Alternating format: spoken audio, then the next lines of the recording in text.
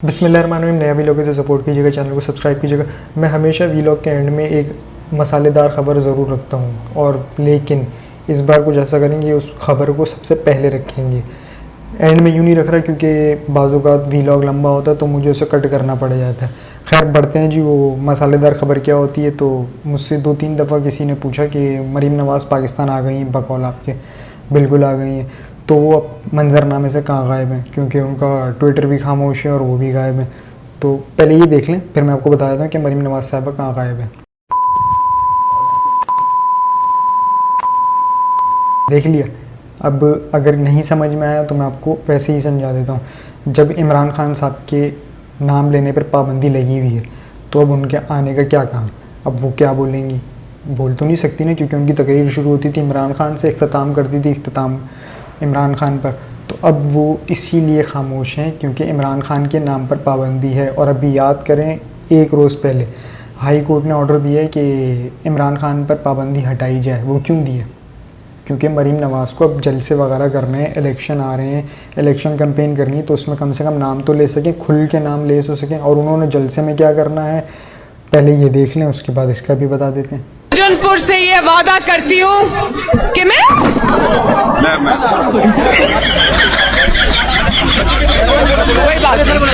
कोई बात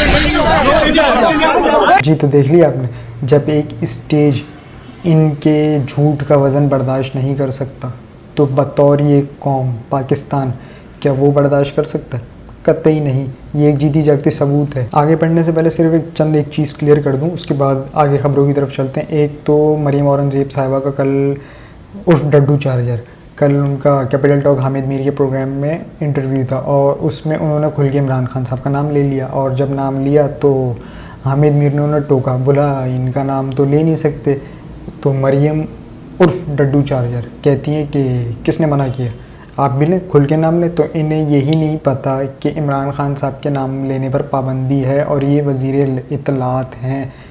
तो ये तो हमारे वुज़रा का हाल है। और कहते हैं हमें एक मौका और दें, हम तकदीर बदल देंगे। इन्हें अपनी तकदीर का नहीं पता, इन्हें पाकिस्तान की तकदीर का नहीं पता, इन्हें यही नहीं पता कि मुल्क में क्या चल रहा है क्या नहीं चल रहा। तो ये तकदीर क्या खाक बदलेंगे? हाँ, कपड़े रोज़ बदलते हैं, इसमें कोई शक नहीं। फीते रोज़ काटते हैं, इसमें भी कोई शक नहीं।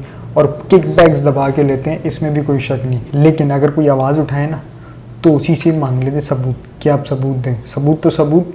अब तो नई चीज़ आ गई है, मिस इन्फॉर्मेशन तो डिस इन्फॉर्मेशन। खैर बढ़ते हैं ख़बरों की तरफ कि ख़बरें क्या हैं। कि सबसे पहले तो चेयरमैन तहरीक इंसाफ जनाब इमरान खान साहब का एक ज़मान पार्क में इजलास हुआ कोर कमेटी का PTI की, और उसमें क्या क्या उसके नुकात हैं वो आपके साथ शेयर कर देते हैं। मुल्क की मौजूदा सियासी सूरत हाल, आइंदा इंतखाबात, जमाती सतह पर तैयारियाँ और सियासी हिकमत अमली समेत अहम उमूर पर तफसीली तबादला ख्याल किया गया। ऐवान बाला में आर्मी एक्ट की मंजूरी के अमल में तहरीक इंसाफ के अरकान के किरदार का भरपूर जायज़ा। चेयरमैन तहरीक इंसाफ की जानिब से आर्मी एक्ट में तरमीम की मंजूरी, तहरीक इंसाफ के अरकान किरदार की बाज़ाब्त तहकीकात की मंजूरी। सेनेटर शिबली फराज मुश्तमिल यक रुकनी कमीशन मामले की जामा तहकीकात करेगा। सेनेटर शिबली फराज पर मुश्तमिल यक रुकनी कमीशन बिला ताख़ीर तहकीकात मुकम्मल करके चेयरमैन तहरीक इंसाफ के मुलाहिज़े के लिए पेश करेगा। शिबली फराज कमीशन की सिफारिशात की रोशनी में पार्टी पॉलिसी से इनहराफ के मुर्तकब अफराद के ख़िलाफ़ तारीख इजलास में हुकूमत की जानिब से नहायती उजलत में की गई कानून साजी के जायज़े के लिए वाइस चेयरमैन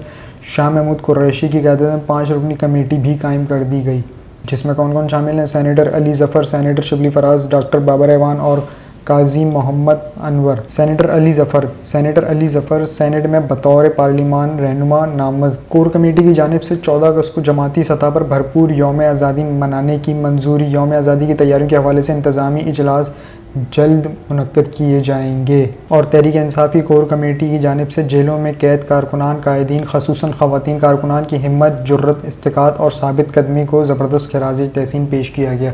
ये इमरान खान साहब की आज कोर कमेटी का इजलास था ज़मान पार्क में, और इसमें बहुत कुछ जायज़ा लिया गया। इवन की आने वाले इंतखाबात पर क्या पेशरफ्त होने वाली है, इस पर भी जायज़ा लिया गया है। तो कोई जो ये सोच रहा था कि इस इंतखाबात में इमरान खान साहब होंगे या नहीं होंगे, देखें इमरान खान साहब हों या नहीं हों उनके खिताब ने पहले बता दिया, और इस इजलास में पता चल गया कि मैं हूँ या नहीं हूँ, मेरी जमात होगी, यानी कि बल्ला तो होगा।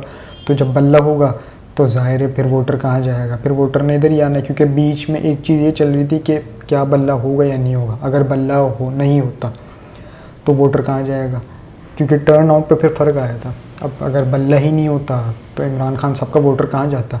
कुछ इलेक्टेबल्स के वोटर थे, चलें ठीक है, वो इलेक्टेबल्स के वोटर हैं, वो उनको पड़ जाएंगे, लेकिन ज़्यादातर इमरान खान के वोटर्स थे। उन्होंने कहा था ना मैं खम्बे को भी खड़ा करूँगा तो वो भी जीत जाएगा, तो उन्होंने कुछ गलत नहीं कहा था। कल की वीलॉग में मैंने एक बात की थी कि शब्बर जैदी का इंटरव्यू है शाजिब खानज़ादा के साथ। अब उसमें उसने क्या बात कर दी इसके बारे में अगले वीलॉग में डिस्कस करेंगे, तो आज ही उसके बारे में डिस्कस कर लेते हैं।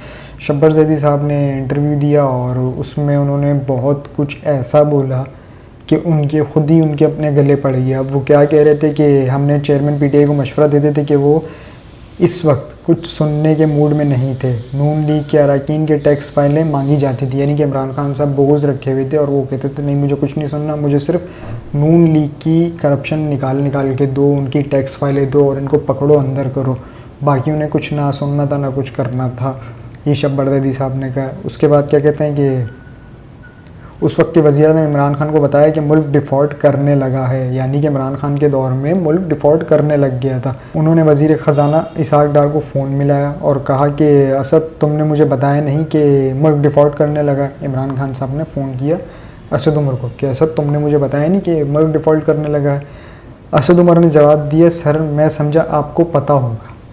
तो ये थे हमारे शब्बर जैदी साहब, और इन्होंने जब इंटरव्यू दिया, इंटरव्यू देने के बाद ही ये ख़ुद अपने बयान में ना आप मौत मर गए, यानी कि दबरदूस हो गए। वो कैसे, क्योंकि असद उमर साहब भी आ गए, मुज़म्मिल असलम माहिर माशियात हैं पीटीआई के, वो भी आ गए और उन्होंने इनके बयानी को दफन कर दिया।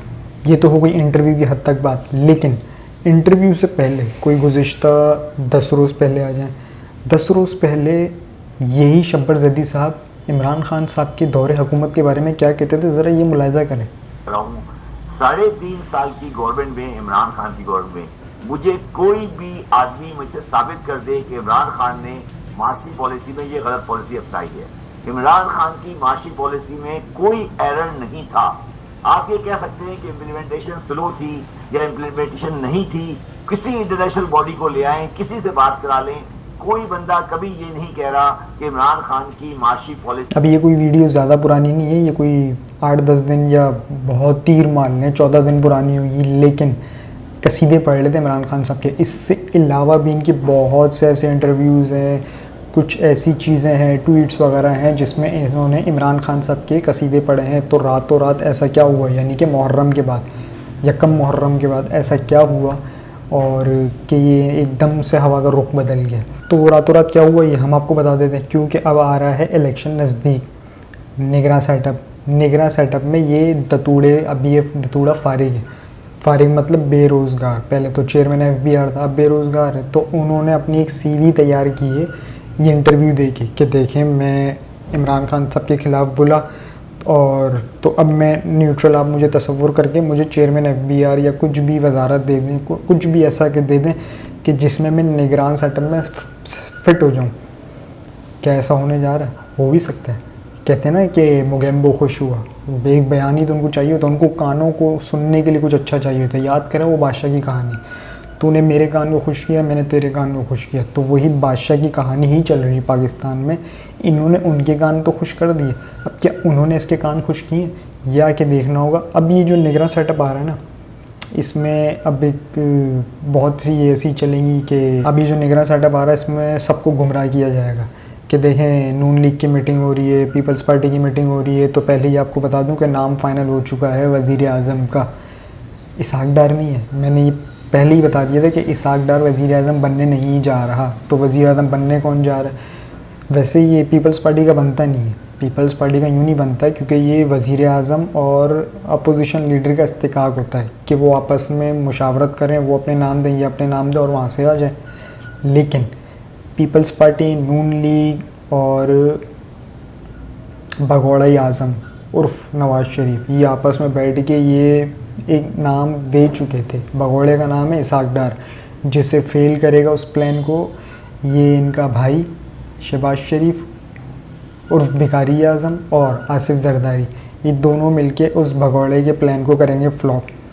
अब आ जाएं इनके प्लान पे। ये अपना प्लान करेंगे कामयाब। क्यों? क्योंकि इन दोनों ने अपना नाम दे दिया राजा रियाज को। अब जो राजा रियाज नाम देगा ना, वही वज़ीर आज़म होगा। अब आपको लग रहा होगा कि राजा रियाज से क्यों, ये ख़ुद भी तो दे सकते थे। क्यों? भैया ने नज़र रखी हुई। आप ये भी तो देखें, वो भगोड़ा लंदन से देख रहा है, वो बोलेगा अच्छा तो तुमने ये नाम दिया और यही आ गया। वो तो यही बोलेंगे कि देखें नाम उधर से आया, हम पे इस चीज़ का प्रेशर था तो हमें ये नाम देना पड़ा। अब इसी कैबिनेट में, निगरां कैबिनेट में, आपको आने वाले वक्त में कुछ सहाफ़ी भी दिखेंगे और सहाफ़ियों के रिश्तेदार भी दिखेंगे। लिफाफा सहाफ़ियों की बात कर रहा हूँ। वो क्यों? क्योंकि उन्होंने बहुत मेहनत की है और इस पूरे 15 माह में उन्होंने जो माइक नहीं घुसेड़े, उल्टा सब अच्छा है के नारे लगाए, जो कि इमरान खान के दौर में मुंह में माइक भी घुसेड़ रहे थे और तनकीद भी कर रहे थे। तो इसमें जो कि किबला रुख होके बैठ गए और हुकूमत को पीठ दिखाने लगे, यानी कि ना हम देख रहे हैं ना हम बोल रहे हैं। तो उन्हीं में से कुछ अफराद आने वाले हैं। कुछ ने अपनी CV भी तैयार कर दी है, जिसमें एक घटिया खलीज आदमी भी शामिल है और वो कोई और नहीं, वो मुबश्शिर लुकमान है। अच्छा, एक ख़बर और दे दूँ आपको कि आपने देखा होगा कि मुख्तलिफ सहाफ़ी जो इमरान खान साहब के ख़िलाफ़ थे, आजकल वो बहुत ही फेवर में नज़र आ रहे हैं इमरान खान की, और कुछ तनकीद सी नज़र आ रही है, जैसे नून लीग पर, PDM पर, इन पर तनकीद हो रही है। तो ये एक ट्रैप है, ये ट्रैप है। याद करें, अब ये ट्रैप कैसा है मैं आपको भी बता देता हूँ। याद करें 2013 का इलेक्शन, इमरान खान साहब अपने फुल जोबन में थे, मीडिया, उनकी कवरेज, उनके साथ सब कुछ, वो घिरे। फिर उनका घिरना, हॉस्पिटल जाना, इलेक्शन होना और वही सिस्टम, RTS सिस्टम बैठ जाना और इलेक्शन का रिज़ल्ट नून लीग की फेवर में आ जाना, जिसमें मियां नवाज शरीफ साहब और भगोड़ा इलेक्ट हो गए थे। याद करें वो माजी।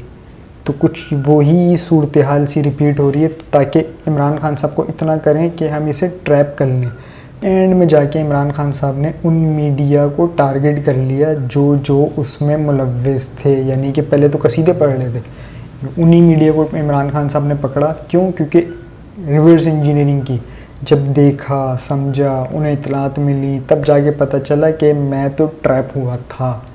तो कहीं ऐसा तो इस बार भी नहीं होने जा रहा, क्योंकि अभी ये लोग शुरू हो गए सारे के सारे, जितने भी लिफाफा साहब हैं, इमरान खान जिंदाबाद, उसके दौर में तो यूँ नहीं था, इनके दौर में ही सब ऐसा है। तो ये भी एक कहीं ना कहीं ऐसा एक ट्रैप सा लग रहा है। आखिर में जाते जाते एक छोटी सी बात, 2 दिन पहले इमरान खान साहब ने एक ट्वीट की, जिसे आप देख भी सकते हैं, और वो क्या है कि एक जूते का डब्बा। इमरान खान साहब को एक चाहने वाले ने जूते का डब्बा एक भिजवाया, यानी कि उन्हें जॉगर्स पसंद है इमरान खान साहब को, उन्होंने वो तोहफे में दिए खान साहब को। तो उन्हीं का ड्राइवर लेकर आया और खान साहब उसको जानते हैं जिसने तोहफे में दिए। अब जब वो लेकर आया तो ज़ाहिर है उन्होंने घर पे डिलीवर किए। अब वो गया तो उसको फॉलो किया गया, उसको पुलिस वालों ने फॉलो किया। अब पुलिस बोल रहा हूँ मैं, लेकिन आप कुछ भी ले सकते हैं, वीगो भी ले सकते हैं, कुछ भी ले सकते हैं। उसे फॉलो किया गया और उससे पकड़ लिया और उससे पूछ-गछ कर रहे हैं, उससे हरासा कर रहे हैं कि बोलो कि ये जो डब्बा था, पहले तो पूछा इसमें क्या है, उन्होंने बताया, जो सच थी वो बता दी कि भाई इसमें ये चीज़ थी और ये हमने डिलीवर कर दी। लेकिन उस पर दबाव क्या डाला जा रहा है कि बताओ कि इसमें ड्रग्स थे जो कि तुमने उन खान साहब के कहने पर खान साहब को डिलीवर किया उनकी रिहाइश गाह पर। ये है फस्तायत जो इस हुकूमत में। खैर अब तक के इतना ही। अपना और इस चैनल का ख्याल रखिएगा, चैनल को सब्सक्राइब ज़रूर कीजिएगा। अल्लाह हाफ़िज़।